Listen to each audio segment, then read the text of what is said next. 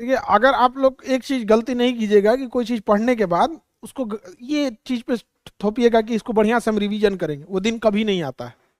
जिस दिन दिमाग में आ जाता है ना कि वो दिन हम बढ़िया से पढ़ेंगे, वो एक टाइम आएगा हम अभी हम कंपाइल कर लेते हैं, नोट्स बना लेते हैं, वो दिन कभी नहीं आता है। इसलिए जो पढ़ रहे हैं उसको एकदम वाइंड अप करते हुए चलिएगा यहाँ पर। और न्यूज़पेपर वगैरह का एडिटोरियल वगैरह वो सब रेगुलर की चीज़ है। यहाँ पे करंट अफेयर की एक खराबी है ना, जैसे गड्ढा भरते हैं ना, गड्ढा तो 10-20 ट्रैक्टर उसमें मिट्टी डाल देते हैं ना, तब वो बराबर आता है, उसके बाद उसके ऊपर दिखता है। तो करंट अफेयर भी ऐसा है, 1 महीना पढ़िएगा तब तो आप बराबर होइएगा, तब समझ में आएगा। वरना कोई सोचेगा कि पहले दिन हम करंट अफेयर पढ़े, एक हफ्ता आप बोरिंग लगने लगेगा आपको।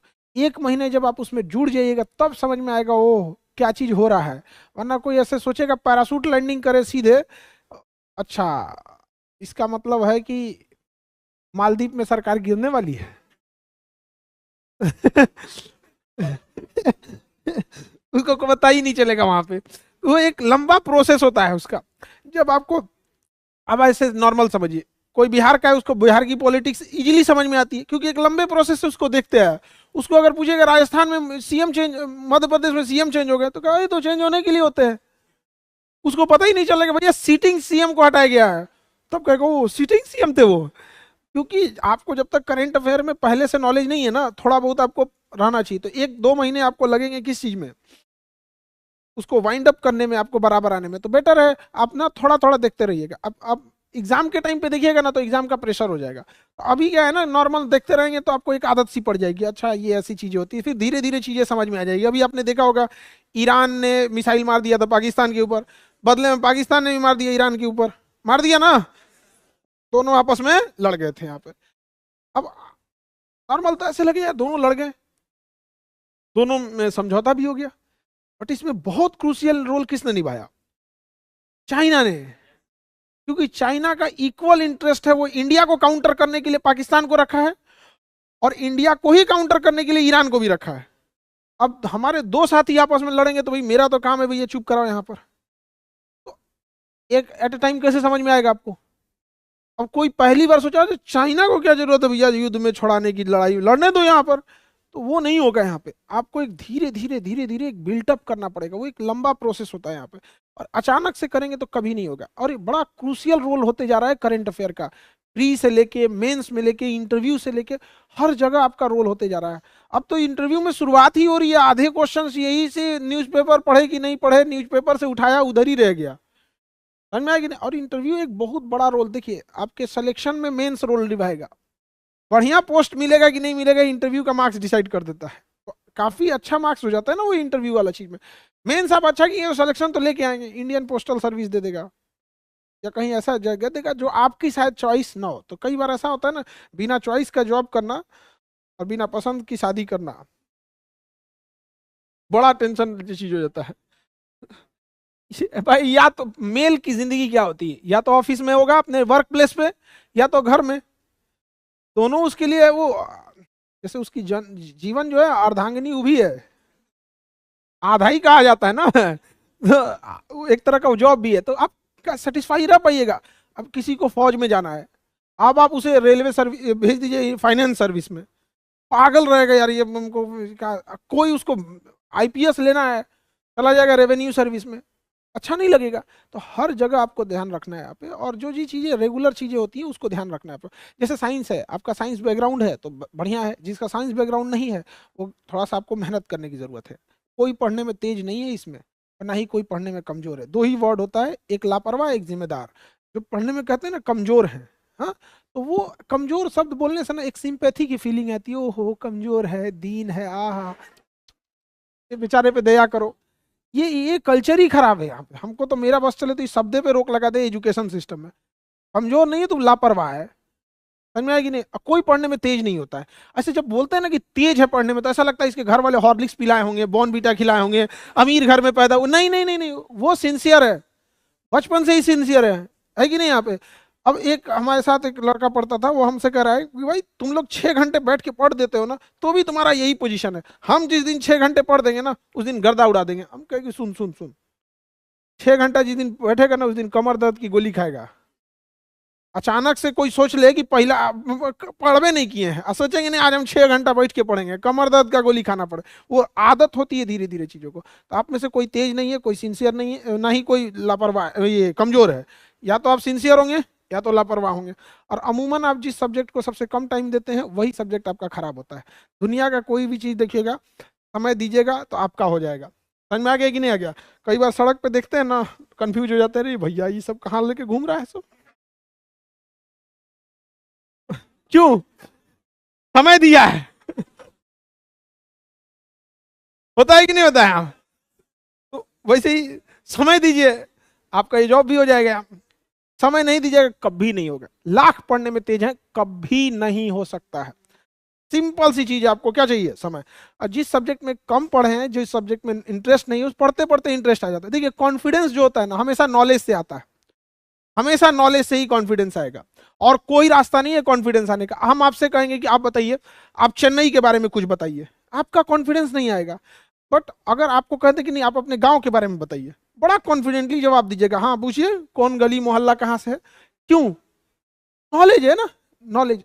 तो नॉलेज बहुत बड़ा क्रूशियल रोल निभाता है आपके कॉन्फिडेंस में। वहां पे वही कॉन्फिडेंस फिर आपकी पर्सनालिटी हो जाती है। यहाँ पे कॉन्फिडेंस अगर रहेगा तो बिल्कुल ये चीज होगा। तो नॉलेज लेते ही है। और कोई भी चीज कब आप भागते हैं, कॉन्फिडेंस और इंटरेस्ट दोनों नॉलेज पे डिपेंड करता है। अगर आपके पास नॉलेज नहीं है ना, तो सबसे पहले आपका उससे इंटरेस्ट खत्म हो जाएगा, और फिर उसको कॉन्फिडेंस खत्म हो। जैसे हम आपको भाषण दे चाइनीज भाषा में, खूब बेहतर भाषा भाषण दे और सारा लेक्चर किस में दे? चाइनीज। समझ में नहीं आ रहा है, यहाँ पे नॉलेज नहीं आएगी, इंटरेस्ट खत्म होगा, कॉन्फिडेंस खत्म हो जाएगा। समझ में आएगी नहीं? नेपाली भाषा में आपको समझ में आएगा नहीं। तो ये चीज है, तो समझने की एक बार कोशिश कीजिएगा। अमूमन स्टूडेंट्स में क्या होता है, कोई चीज नहीं समझ में आ रही है तो उससे भागने लगते हैं, और ये सबसे बड़ा खराब ये सबसे बड़ी डीमेरिट है। ये सब चीजों से आप लोग बचिएगा। समझ में आ रहा है कि नहीं आ रहा? बाकी और कोई डाउट तो आप बताइए, आप लोग को कोई पर्सनल, वरना हम लोग तो इसे समझाते ही रहते हैं। रिवीजन में हमेशा याद रखिएगा, रिवीजन और पढ़ाई दोनों में अंतर होता है। आप रिवीजन जब कर रहे होते हैं तो याद रखिएगा कि आप 20% से ज्यादा चीजों का अगर रिवीजन कर रहे हैं तो आप टाइम पास कर रहे हैं। जैसे सपोज कीजिए कि आपने कोई एक पेज पढ़ा, एक पेज पढ़े, तो रिवीजन में उस पूरे एक पेज का आपके पास निचोड़ रहना चाहिए। 20% एरिया, उसमें हर एक चीज इंक्लूड रहना चाहिए। जैसे आप कोई भी चीज पढ़े, 50% तो आपको ऐसा बाई हार्ट मेमोरी में याद हो जाएगा। जैसे वॉल्केनो पढ़ रहे हैं, साइंस एंड टेक ही पढ़ रहे हैं, चंद्रयान पढ़ रहे हैं, जैसे आदित्य एल1 पढ़ रहे हैं, तो कुछ चीजें तो याद ही हो जाएंगी। तो क्या उसको रिवीजन करना समय की बर्बादी है कि नहीं? कुछ चीजें जो कभी कभी दिमाग टंग स्लिप होती है, दिमाग में रहता है, टंग स्लिप होती है, यार यार ये दिमाग में, ये एल1 का मतलब लैंग्वेजियन पॉइंट ये क्या होता है, कुछ चीजें ऐसे होती है। उसमें एक सिंगल टिक मारिए कि भैया ये हमको ना जुबान से ही नहीं निकलता है।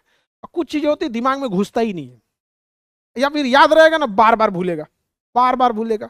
जैसे अगर हिस्ट्री में देखेंगे तो एंग्लो इंडियन वार, कभी एंग्लो मैसूर होगा, कम लो एंग्लो कर्नाटक होगा, कम लो एंग्लो मराठा होगा, एंग्लो अवध हो जाएगा, पागल हो जाएगा आदमी सब वहाँ। तो वो ज्यादा क्रूसियल, तो उस पर डबल टिक मारिए। तो जिस पे डबल टिक है वो ब्रेन में उसको रखना जरूरी है, जिसपे सिंगल टिक है जबान पर, जिसपे कोई टिक नहीं उसको छोड़ के निकल जाइए। समझ में आ गया कि नहीं आ गया? लेकिन रिवीजन कैसे करते हैं आप लोग? पूरा पढ़ेंगे, समय की बर्बादी है। क्यों पूरा पढ़ रहे हैं? लाइन बाई लाइन कोई चीज कभी नहीं पढ़ी जाती ना। रिवीजन मतलब क्या? 20%, 20%, 10% एकदम। और कोई भी चीज पढ़ रहे हैं, एक पेज को अगर आप 5 लाइन में नहीं हटा सकते हैं रिवीजन के लिए, रिवीजन की कॉपी या फिर साइड में ही नीचे कुछ जिस्ट बना के रखे रहिए, खटाखट खटाखट उस चीज को, उस समराइज होना चाहिए किसी भी छोटी सी चीज का यहाँ पर। समझे? जैसे कभी किसी देखिए कोई भाषण देता है ना, तो क्या पूरा भाषण लिख के रखेगा? उसका कुछ की पॉइंट्स लिख देता है सामने कि अच्छा हमको इस चीज पे चर्चा करनी है। समझा गया? जैसे आप सपोज कीजिए कि आप एरिया के डिस्ट्रिक्ट मजिस्ट्रेट हो गए, आपको कहीं भाषण देने के लिए बुलाया गया, तो आप क्या पूरा लाइन बाय लाइन लिख के जाइए, कुछ की पॉइंट्स लिख लीजिएगा, कुछ डेटा जो भूलते होंगे वो लिख लीजिएगा यहाँ पर। जैसे आप सपोज कीजिए कि आप जिस एरिया में गए वहाँ सूखे की प्रॉब्लम है, तो वहाँ पर आप सूखा, ड्रॉट या फ्लड जो भी है वो एक बस हाईलाइट कर देंगे, फ्लड, तो आप समझ जाएंगे। पूरा लिखिएगा नहीं फ्लड, उसमें क्या की पॉइंट्स हैं वो सब चीज़ें, तो बस की पॉइंट देखिएगा बाकी। और पूरा रिवीजन अगर पढ़ रहे हैं तो फिर दिक्कत है। ठीक है? और कोई डाउट? हाँ, वो थोड़ा सा आपका ना बैकग्राउंड इशू आता है, समझ आए कि नहीं? तो क्योंकि ह्यूमैनिटीज से है तो थोड़ा सा क्या है कि शुरुआती बैकग्राउंड उतना क्लियर नहीं है। अब कोई साइंस टर्मिनोलॉजी वो क्या है ना कि आपको तो फिर बैकअप पढ़ के आना पड़ेगा। इसके लिए क्या है ना कि आपको 2 बार ना देखना पड़े, पहले से ही देख लीजिए।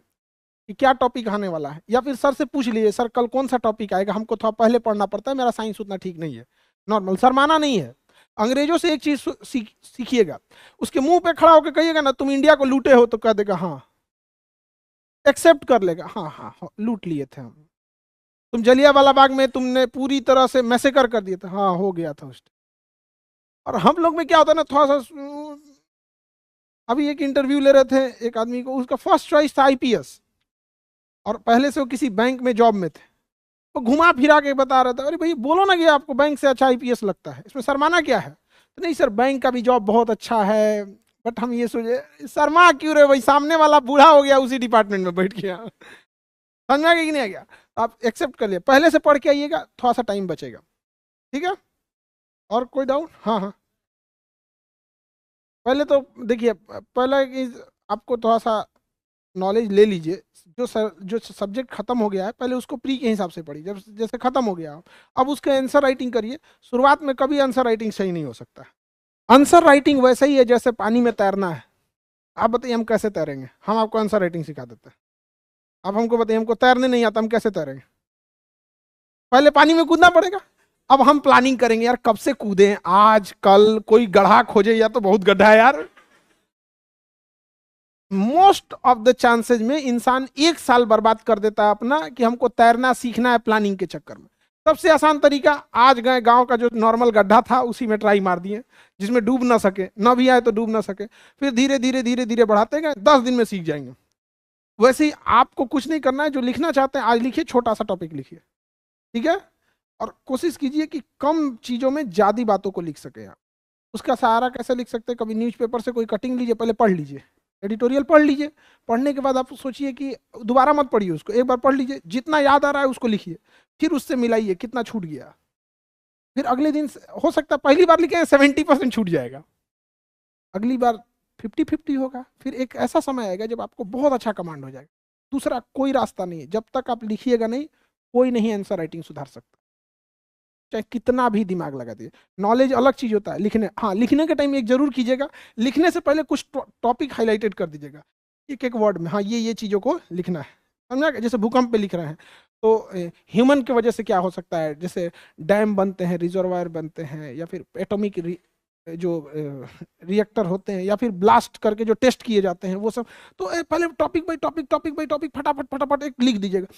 अगर आपके पास 20 टॉपिक है ना, 20 पॉइंट्स है ना, आपका आंसर कंप्लीट। क्योंकि जो बच्चा प्री पास करके मेंस में पहुंचा है, अगर उसको 20 पॉइंट्स ही लिख देते हैं तो पॉइंट्स पे आराम से वर्ड सेंटेंस बना बना के कंप्लीट कर देगा। दिक्कत कहाँ आती है पता है? थॉट्स में गायब हो जाता है। पॉइंट्स उसके पास रहना चाहिए, ठीक है? और कोई दिक्कत?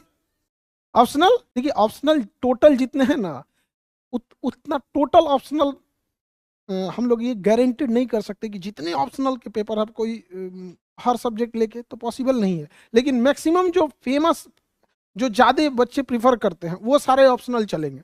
But A to Z optional की हम लोग गारंटी, अब आप समझते हैं मजबूरी, तो कुछ चीज़ें आप लोग को सेल्फ भी देखना पड़ेगा, ठीक है? देखिए साइड बुक्स, जब भी बुक्स रखिएगा साइड बुक, तभी आपको अच्छा लगेगा जब आपके पास कोई नॉलेज है। आप बाजार में 2 बुक्स खरीदने जाइए, सपोज कीजिए कि आपको नेपाली लिटरेचर की एक बुक लेना है, और आपका फेवरेट सब्जेक्ट कौन सा है? हिस्ट्री। एक हिस्ट्री की बुक खरीदनी है, और नेपाली लिटरेचर का खरीदना है। आप कभी जस्टिफाई नहीं कर पाइएगा कि कौन बुक अच्छा है या खराब है। तो किसी भी बुक को लेने से पहले पहले उसका नॉलेज होना चाहिए। बुक हम क्यों लेते हैं? कि हमारे नॉलेज को इन्हांस करे। आपको कुछ पता ही नहीं है तो कोई भी बुक लीजिएगा तो इन्हांस होने लगेगा। नोट्स हमेशा, अभी आपको बताएं वो चीज बताएं जो भूलते हैं। 2 ही चीज का नोट्स होना चाहिए, एक जिसे दिमाग भूलता है, एक जिसे टंग स्लिप होता है। समझ में आ गया कि नहीं आ गया? उसी चीज के नोट्स होने चाहिए। पर्सनल नोट्स उसी चीज के होने चाहिए, क्योंकि जब आप रिवीजन करते हैं तो आप समझिए कि हमारा रिवीजन का एक सीधा सा फंडा है, एक पेज रिवीजन में 20 सेकंड से ज्यादा टाइम लग रहा है, आपने अपने रिवीजन पे वर्क ही नहीं किया है, आप कोरम पूरा करने बैठे, एक पेज 20 सेकंड, आपको पॉइंट्स ही तो भूलेंगे। किसी में डेटा ज्यादा लग रहा है तो 1 मिनट, बट आपको पॉइंट्स ही तो भूलते हैं। अब आपने सपोज कीजिए कि आपको पता है कि भूकंप का कारण जैसे एक रिजर्वायर भी बनता है, तो टीचर समझा दिए हैं आपको, रिजर्वायर वहाँ पे, रीजन्स बिहाइंड द अर्थक्वेक, उसमें मैन मेड रीजन में रिजर्वायर, वहाँ अगर अंडरलाइन है रिजर्वायर, तो आप वहाँ फिर पढ़िएगा क्या कि नहीं, रिजर्वायर बहुत बड़ा वो डैमेज करता है, रोटेशन पे इफेक्ट डालता है। 3 गॉर्जियस डैम इसका एग्जाम्पल है, चाइना में है, ब्रह्मपुत्र नदी। परेशान हो जाएंगे लोग यहाँ पे। समझ में आ रहा है कि नहीं आ रहा? पहले नॉलेज रखिए, उसके बाद ही आप बुक्स ले पाइएगा। हाँ हाँ बताइए।